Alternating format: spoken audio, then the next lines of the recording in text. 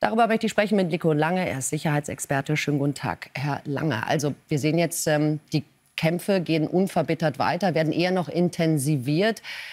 Wie wichtig ist es jetzt für beide Seiten, da irgendwie noch mal strategisch, sagen wir mal, einen Punkt zu machen, um in den Verhandlungen dann noch mal ein anderes Rückgrat zu haben? Ich glaube ehrlich gesagt nicht, dass es zu Waffenstillstand und Verhandlungen kommt. So traurig das für viele klingen mag. Jetzt wird viel davon geredet, aber Putin ist überhaupt nicht bereit, sich auf irgendwas einzulassen. Trump setzt Putin nicht genug unter Druck. Ich glaube, Trump möchte unbedingt Putin treffen und verhält sich deshalb noch zurückhaltend. Ich glaube, der Krieg wird erst mal weitergehen. Dieses Telefonat, was es da ja gegeben hat zwischen Trump und Putin, was sagt Ihnen das, die ganze Art und Weise, wie da auch diplomatisch jetzt vorgegangen wird? Ja, beide sind unorthodox.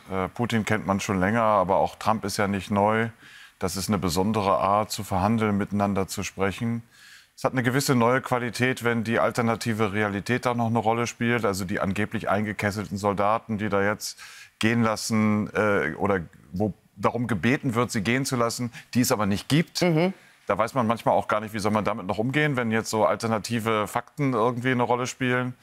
Beide sind sehr vorsichtig miteinander. Ich glaube, Putin ist das Ganze nicht geheuer. Warum ist der Trump die ganze Zeit bereit, Zugeständnisse zu machen? Holt er vielleicht irgendwann die Keule raus?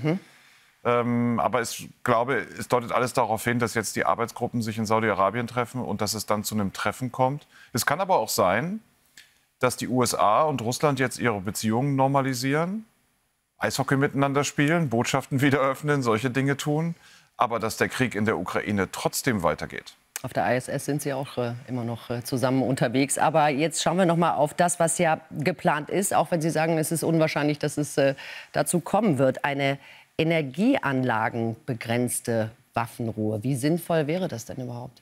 Für Russland ist es ein Problem. Die Ukraine hat sich das selbst erkämpft. Für Russland ist es ein Problem, dass die Ukraine mit Drohnen und eigenen Raketen russische Treibstofflager immer wieder treffen kann. Das ist für ein Land, das vom Ölexport lebt, nicht schön. Und deswegen hat Putin ja was davon, wenn es diese Waffenruhe geben würde. Gleichzeitig hat Russland ja bisher keine Anstalten gemacht, irgendwie die Angriffe einzustellen, sondern bombardiert munter weiter. Und die Drohnenangriffe auf Odessa gehörten zu den schlimmsten, die es überhaupt gegeben hat in diesem Krieg. Die Stadt Odessa hat gebrannt letzte Nacht. Das ist ja kein Signal aus Russland, dass man irgendwie Waffenstillstand anstrebt.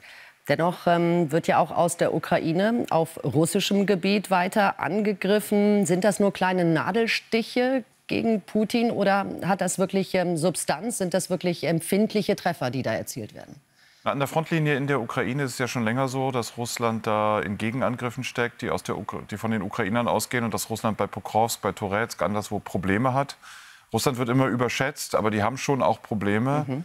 Und in Russland selbst haben die Ukrainer sich direkt an der Grenze in der Oblast Kursk ganz schön eingegraben. Und das nervt die Russen sehr, weil sie ihr Gebiet nicht vollständig, also sie haben die Ukrainer zurückgedrängt, aber sie kriegen es nicht vollständig befreit. Und das ist Putin ganz sicher ein Dorn im Auge. Wenn Sie jetzt sagen, es wird wahrscheinlich nicht zu Friedensgesprächen kommen, woran liegt es Ihrer Meinung nach? Und gäbe es denn einen Weg, zum Frieden zu kommen? Wie könnte der aussehen?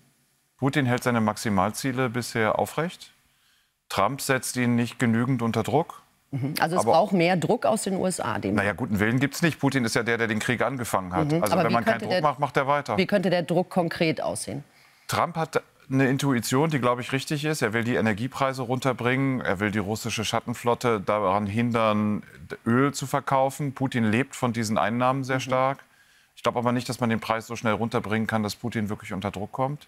Die Europäer warten leider nur ab. Ich glaube, es braucht militärischen Druck auch durch Unterstützung der Ukraine so, dass sie Russland unter Druck setzen kann. Ich habe ja schon gesagt, die Russen haben Schwierigkeiten an der Frontlinie. Wenn man jetzt die richtigen Dinge liefert, dann würde das dazu führen, dass Putin vielleicht von seinen Maximalzielen mal abgeht.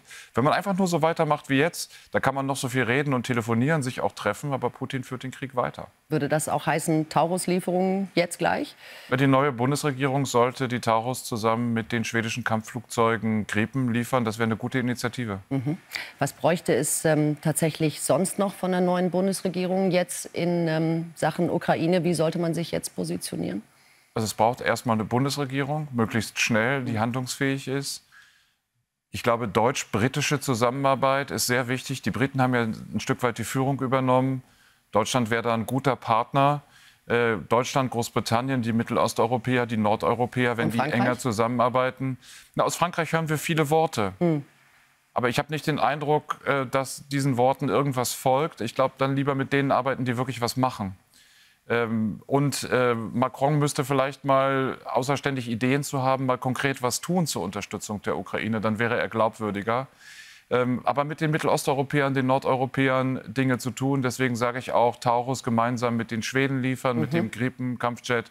Das wäre das Richtige.